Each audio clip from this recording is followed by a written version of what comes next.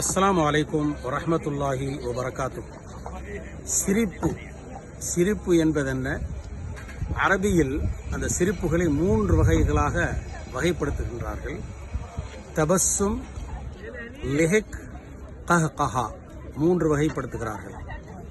தபஸ்ஸும் என்றால் புன்முறுவல் பூத்தல், சிரித்த முகத்தோடு இருத்தல்.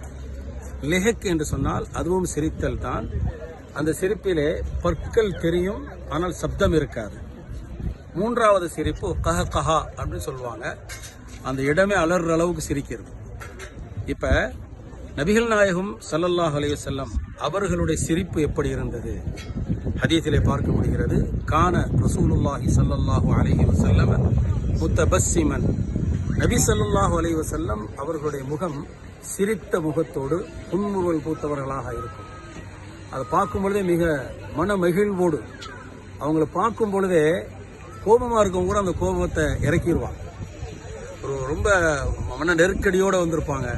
நபி ஸல்லல்லாஹு அலைஹி வஸல்லம் அந்த முகத்தை பார்த்த உடனே அந்த அளவுக்கு அவங்களுடைய மனநிலைகள் மாறிடும். அப்போ சிரிப்பிலே தபஸ்ஸும் என்று சொல்லக்கூடிய புன்முறுவல் பூத்தல் என்பது வரவேற்கத்தக்கது, மிக நல்லது, விரும்பத்தக்கது, எல்லோராலும் பாராட்டப்படக்கூடியது. தபஸ்ஸும் புன்முறுவல் பூத்த வண்ணம் இருப்பது. லிஹக் என்று சொல்லக்கூடிய சிரிப்பு ஆகுமாக்கப்பட்டது.